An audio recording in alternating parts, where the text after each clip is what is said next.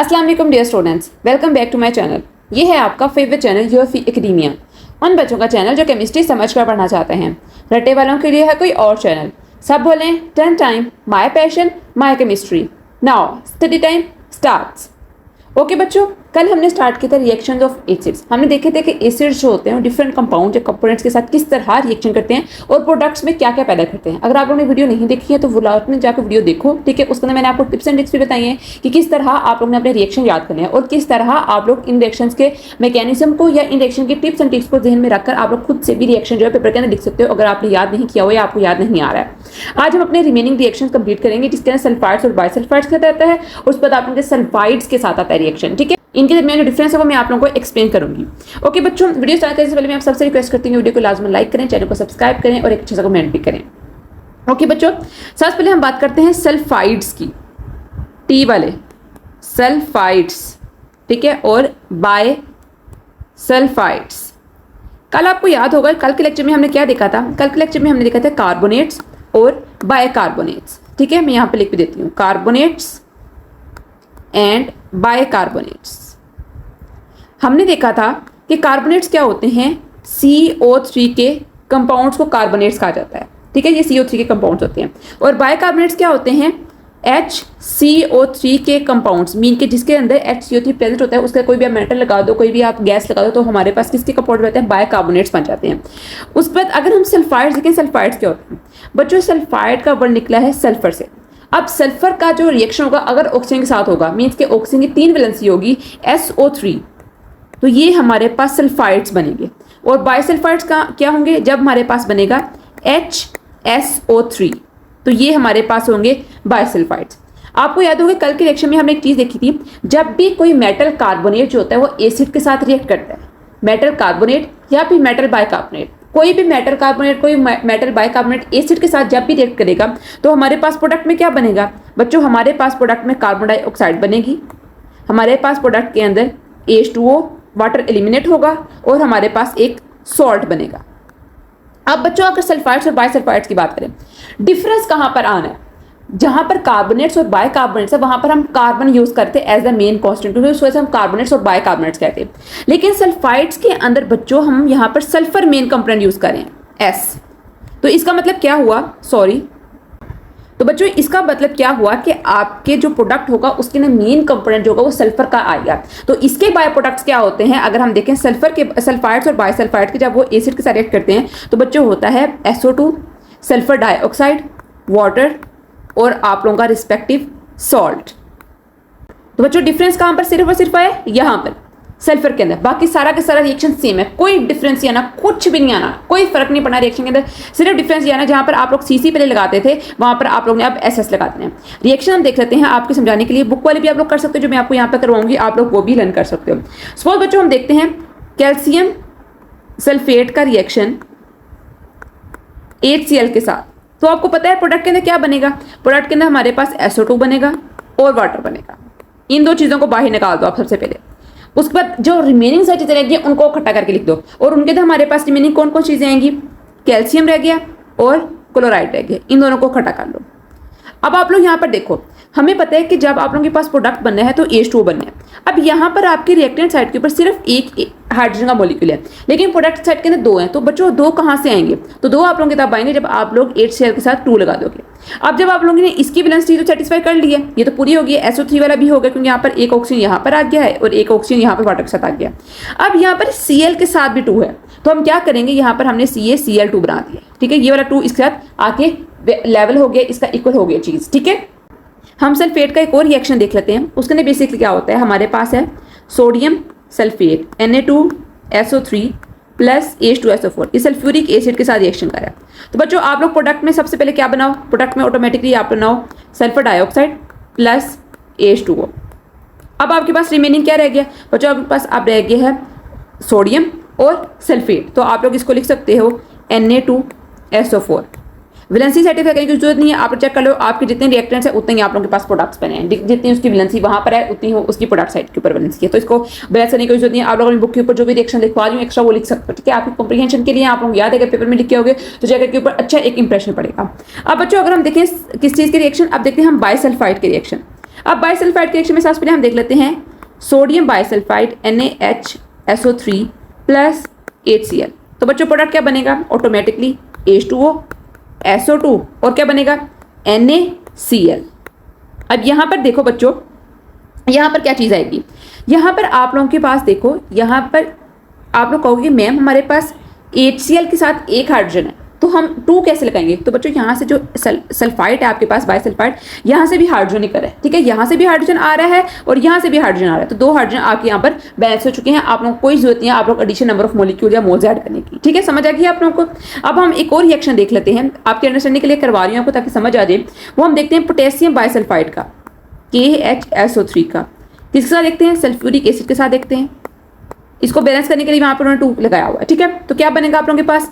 H2O बनेगा plus SO2 बनेगा। बच्चों इस केस में जो आप लोगों का प्रोडक्ट बनेगा वो बनेगा KHSO4। ये आप लोग देख लेंगे, इसके प्रोडक्ट्स जो है थोड़े से चेंज है, ठीक है।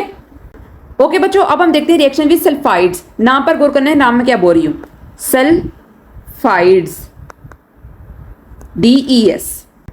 बच्चों आप लोग ने जहन में रखना है, जब भी आपके पास कोई मेटल सल्फाइड जो होगा, मेटल सल्फाइड वो रिएक्ट करेगा किसके साथ? एसिड के साथ, तो आप लोगों के पास रिएक्ट में पड़ेगा सल्फेट प्लस हाइड्रोजन सल्फाइड जो है वो आप लोगों की गैस जो है वो इवोल्व आउट होगी, ठीक है। यहाँ पर आप समझ लो मेटल सल्फेट बनेगा। सल्फाइड और सल्फेट यहाँ पर आप लोगों को सिर्फ और सिर्फ डिफरेंस किस चीज़ का आता है? वैलेंसी का आता है। आप लोग अपनी बुक पे भी लिखना चाहो तो लिख सकते हो। बच्चों सल्फाइड जो होती है उसके अंदर जो आपकी सल्फर की वैलेंसी होती है वो होती है S2 नेगेटिव, जबकि सल्फेट के अंदर वैलेंसी जो होती है सल्फर की वो होती है SO4 2 माइनस। SO4 2 माइनस के जो कंपाउंड्स होते हैं वो सल्फेट होते हैं, जबकि S2 माइनस के जो कंपाउंड्स होते हैं वो क्या होते हैं? वो सल्फाइड्स होते हैं। अब जनरली हम रिएक्शन चेक करते हैं, ठीक है। हम देख लेते हैं, सपोज आपकी बुक पे जो मेंशन है वो मेंशन है आयरन सल्फाइड का FeS। ये रिएक्ट करते हैं किसके साथ? सल्फ्यूरिक एसिड के साथ। तो हमारे पास प्रोडक्ट में क्या बनेगा? ऑटोमेटिकली आप लोगों को पता है कि यहाँ से हमने हाइड्रोजन सल्फाइड जो गैस है वो निकालनी है, तो हमारे पास रिमेनिंग प्रोडक्ट क्या बन गया?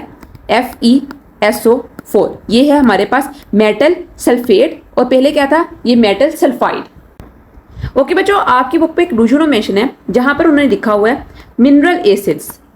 मैं सोचा कि आपको इसके बारे में थोड़ा सा इन्फॉर्मेशन देनी चाहिए, आपको पता होना चाहिए कि मिनरल एसिड्स क्या होते हैं। बच्चों बेसिकली मिनरल एसिड्स को इनऑर्गेनिक एसिड्स भी कहा जाता है, ठीक है। इनऑर्गेनिक एसिड्स ये एक ऐसे एसिड्स होते हैं, ये डायरेक्टली मिनरल से, ठीक है, या फिर नॉन लिविंग थिंग से हासिल होते हैं, इसलिए इन्हें मिनरल एसिड्स कहा जाता है। और जब भी मिनरल एसिड्स को, किसी भी मिनरल एसिड को आप वाटर के अंदर डिसॉल्व करते हो तो आप लोगों के पास एक कंजुगेट बेस आती है और हाइड्रोजन आयंस होते हैं वो एलिमिनेट होते हैं वाटर के अंदर, ठीक है। आप लोगों को मैं कुछ मिनरल एसिड्स दिखा भी देती हूँ, यहाँ पर मीन्स की लिख देती हूँ, यहाँ पर आप लोग लिखना चाहो तो लिख सकते हो, आपके कुछ ही मेंशन है लेकिन मैं यहाँ पर सारे लिख देती हूँ मिनरल एसिड जो कि हैं hydrogen fluoride, hydrogen chloride, hydrogen bromide, hydrogen iodide, boric acid H3BO3 को बच्चे बोरिक एसिड कहा जाता है, phosphoric acid H3PO4, perchloric acid HClO4, sulphuric acid H2SO4 और नाइट्रिक एसिड HNO3। बच्चों आप लोग अपनी बुक पे लिखना चाहो तो बुक पे भी लिख सकते हो, ठीक है। उसके अलावा बच्चों आप लोगों की बुक पे मेंशन है यूजेस ऑफ एसिड्स। यहाँ पर उन्होंने कुछ आपको यूजेस बताए हुए हैं, आपकी बुक के ऊपर आप लोग देना चाहो तो लिख सकते हो यूजेस ऑफ एसिड्स। कुछ उन्होंने स्पेसिफिक मेंशन किया है कि ये एसिड के ये यूज हैं, ये एसिड के ये यूज हैं। बच्चों जिनमें सबसे पहले हम देखते हैं हाइड्रोक्लोरिक एसिड HCl। बच्चों HCl को बेसिकली क्लीनिंग पर्पज के लिए यूज़ किया जाता है, और भी बहुत फंक्शन होते हैं इसके। क्लीनिंग के लिए हो सकता है, आपको डाइजेशन के लिए यूज़ होता है, और फूड की जो pH होती है उसको मेंटेन करने के लिए, उसको लेवल करने के लिए भी हम HCl को यूज़ कर सकते हैं। सल्फ्यूरिक एसिड की अगर बात करें H2SO4 की, सबसे मेन फंक्शन जो इसका होता है वो होता है बैटरीज के अंदर। जितनी भी आप लोग बैटरीज देखते हो, ठीक है, यूपीएस की देखते हो, कंप्यूटर्स की देखते हो, ठीक है, मोबाइल फोन्स की देखते हो, या फिर आप टॉर्च की देखते हो, किसी भी तरह की आप लोग बैटरीज देखते हो, किसी भी इंस्ट्रूमेंट की, इलेक्ट्रॉनिक्स की, तो उसके अंदर मेजर कंपोनेंट जो होता है वो किस चीज़ का होता है? वो H2SO4 का होता है। उसके अलावा बच्चों बहुत इंपॉर्टेंट पार्ट इसका होता है फर्टिलाइजर्स के अंदर H2SO4 का। ये आप लोग ने सारे याद करने हैं, मैं एक्स्ट्रा कुछ बता रही हूँ जो कि आपकी बुक में मेंशन नहीं है, ठीक है, आप लोग अपनी बुक के ऊपर लिख सकते हो। अगर हम बात करें नाइट्रिक एसिड की, HNO3 की, ये बहुत ज़्यादा एक्सप्लोसिव मटेरियल्स की यूज़ हो सकता है। आप कह सकते हो जैसे वो जो पटाखे होते हैं जो शादी शुद्धियों पे लगाते होते हैं उनके लिए यूज़ हो सकता है, ठीक है। फायरवर्क्स, लाइटनिंग के अंदर इसको यूज़ किया जा सकता है। उसके अलावा बच्चों इसको मोस्ट इंपॉर्टेंट फर्टिलाइजर्स के अंदर भी HN3 के, क्योंकि आपको पता है जो यूरिया खाद वगैरह यूज़ करते हैं, ठीक है, यूरिया जो फॉस्फेट फर्टिलाइजर आप लोग यूज़ कर रहे हो वो सारे HN3 से आ रहे होते हैं, ठीक है। HN3 मेन सोर्स होता है किस चीज़ का, फर्टिलाइजर्स का भी और एक्सप्लोजिव्स का भी, ठीक है। आप लोग लिखना चाहो तो अपनी बुक के ऊपर लिख सकते हो।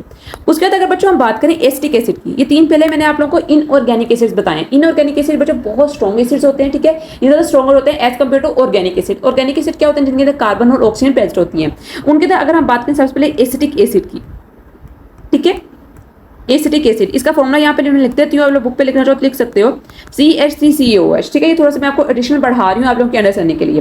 बच्चों ये बेसिकली यूज होता है किस चीज़ के अंदर, केमिकल्स बनाने के लिए। बहुत सारे केमिकल्स जो होते हैं वो एसिटिक एसिड की वजह से बनते हैं, ठीक है। उसके अलावा आप लोगों को पता है जो आप लोग सिरका यूज करते हो, विनीगर, वो एसिटिक एसिड ही होता है।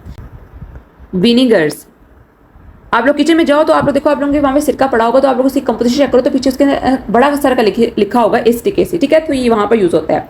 और फार्मास्यूटिकल्स क्या होते हैं, जो मेडिसिन होती हैं उनके अंदर भी इसको यूज किया जाता है एसिटिक एसिड को। अगर बच्चों हम लोग बात करें फॉर्मिक एसिड की, बच्चों ये प्रेजेंट होता है एंड्स में, जो चूंटियां नहीं होती उनमें प्रेजेंट होता है फॉर्मिक एसिड जो होता है, ठीक है। ये डाइज करने के लिए, ठीक है, या फिर अगर खुदा ना खास्ता किसी बंदे को मतलब कि वास्प वगैरह ने आके स्टिंग कर दे तो उसके ऊपर भी लगाओ तो आप लोगों को फाका हो सकता है, ठीक है, आप लोगों को आराम आ सकता है। उस वक्त अगर बच्चों बात करें सिट्रिक एसिड की, ये कहाँ पर होती है, नाम से शो होता है। सिट्रिक का मतलब क्या होता है, जो सिट्रस फ्रूट में प्रेजेंट होता है, ठीक है। आप लोग ऑरेंजेस लेते हो, ठीक है, आप लोग लेमन लेते हो, जितने भी सिट्रस फूड होते हैं, ठीक है, खट्टे फूड जो होते हैं, ठीक है, जिनकी पीएच होती है वो कम होती है, उसके अंदर हमारे पास क्या होता है, सिट्रिक एसिड जो होता है प्रेजेंट होता है। और ये यूज होता है फ्लेवरिंग के लिए, ठीक है। किसी भी चीज़ में खटास होगी, जो आर्टिफिशियल चीज़ बनेगी उसके अंदर सिट्रिक एसिड की मेजर प्रोपोर्शन होती है, ठीक है। तो ये आप लोगों के थे कुछ यूजेस जो मैंने आप लोगों को बताए हैं। आई होप सो कि आप लोगों को समझ आई होगी। आज के लिए इतना ही। आई होप सो कि वीडियो आप लोगों को बहुत अच्छी लगी है। वीडियो अच्छी लगी तो चैनल को लास्ट में सब्सक्राइब करें, वीडियो को लाइक करें, अच्छे से कमेंट करें। आज के लिए इतना ही, कल मिलते हैं एक नई अच्छी एक्साइटिंग के साथ। तब तक के लिए फी अमान अल्लाह।